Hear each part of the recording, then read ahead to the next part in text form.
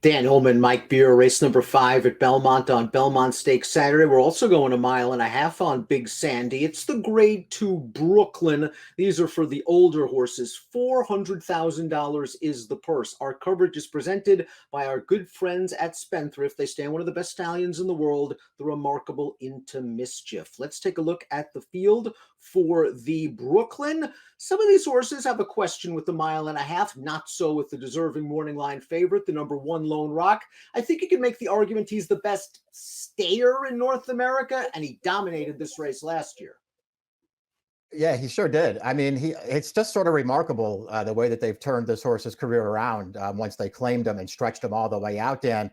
It kind of doesn't matter what you do with them. You're looking at races, Churchill, Oaklawn, Delmar, Belmont, Saratoga. It doesn't matter what track, doesn't matter whether it's faster or sloppy going. This horse shows up. The only thing that matters is the 12 furlongs. You put that in the condition book, Lone Rock shows up, and more often than not, Lone Rock wins. We'll throw up the Timeform US pace projector. He's 5 for 6 lifetime at a mile and a half, and I'm not sure I'm going to put too much stock in this pace projector going a mile and a half. Lone Rock can get closer to the pace if necessary. He can. The good thing about him, Dan, is that he doesn't need to be. I think he is pretty comfortable when he's able to, to race either on or right near the lead. He doesn't have to be in that position. That kind of stuff doesn't matter to him. I do think First Constitution, though, is going to make the lead in this race. Another thing you don't have to worry about with Lone Rock is the wet track and the potential of it. He's 5 for 7 lifetime on off going. He's coming into this race in very good form. Last time out of Churchill Downs, he did make the lead, and he was just able to cruise up front. No challenges, drew away in the stretch. We didn't learn anything new about Lone Rock. We know that he has the tactical ability to make his own trips, and he's very good. Yeah, he is. And this race is obviously, I think significantly tougher than that last one that he just won, but he won that race so easily.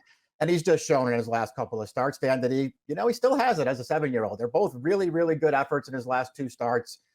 Listen, this race is tougher. He's the horse to beat.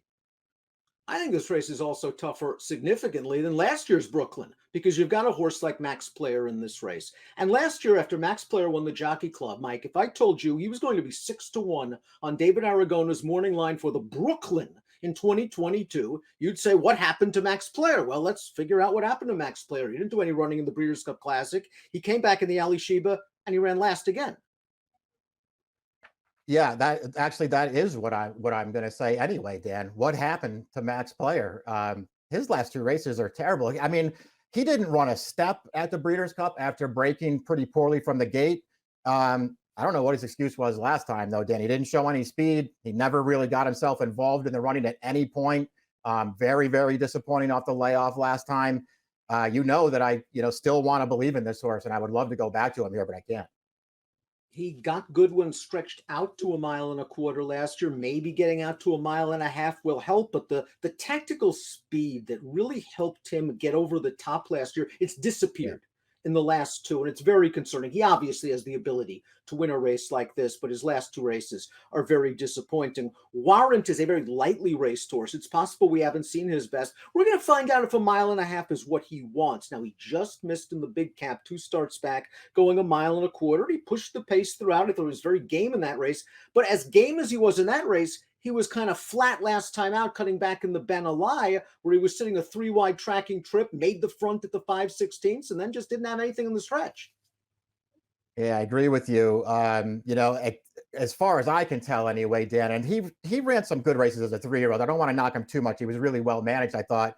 As of now, in my opinion, he's a little bit of a one-hit wonder. That makes me, just not want any part of 3-1 on this horse in this race. Maybe he's going to really handle this stretch out. He did run pretty well 2 starts back. So maybe he's going to, he's a horse who just wants to go a little longer and he'll rebound here. I couldn't take the 3-1. I can understand what you're saying there. You're taking 3-1 off an effort that might have some scratching their heads because he was bet hard. He was expected to be a lot more competitive than he was. I still believe in this horse. I do think extra distance is going to be his friend. I just have to ask myself, do I want to take the 3? Portos is up next for Todd Pletcher. This horse has always hinted that he wanted distance, and maybe he just didn't pan out. Kind of feels that way. He's run some good races. There's still not one on his card that you can point to and say, Well, if he runs that one, he could be right there. I mean, he hasn't run that race yet, Dan. He ran fine last time, only second best to his stablemate First Constitution when they stretched him, all the way back out. But listen, it's not like he was ever a real threat in there. He was almost second best by default.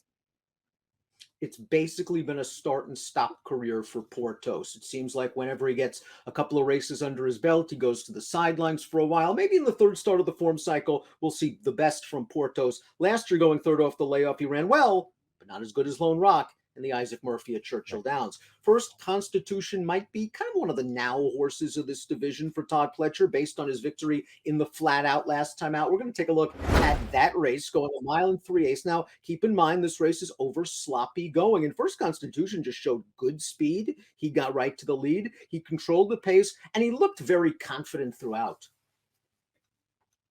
Yeah, I felt like that was their plan in this race, that they were just going to send him. He got bumped at the start, but Jose Lezcano was going from the gate in that race, even after getting bumped. He made the lead a little keyed up, Dan, when they sent him. It took him a little while to settle down, but once he did, he got very comfortable. He won very easily. It was not a super strong field. It was also a wet track.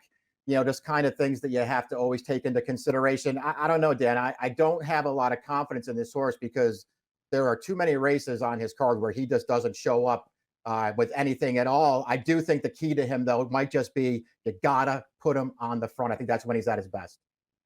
I think that's the plan. They're going to try to make the lead. I think they're going to make the lead with First Constitution. The question is, how far behind will Lone Rock be? How far behind will Warrant be? And how fast will First Constitution have to go? Also, is he good enough? I think he's pretty good.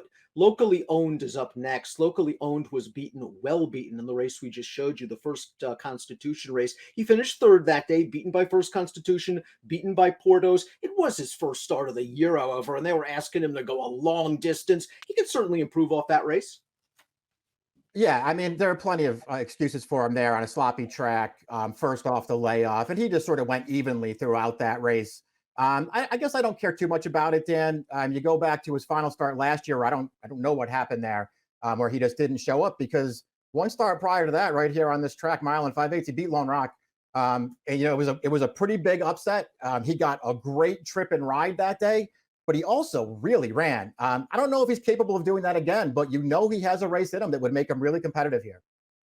And he obviously will be a very fair price, 20-1 on David's morning line. Fearless completes this field for the Pletcher barn, and this horse has been just really consistent, and he's also been fairly versatile. It doesn't matter whether it's a one-turn mile or a mile and an eighth, he shows up, and kind of the grinding style that he has might actually work very well for him at a mile and a half. Let's watch his last start. It's the grade 2 Oaklawn Handicap, and he faced a pretty good field that day.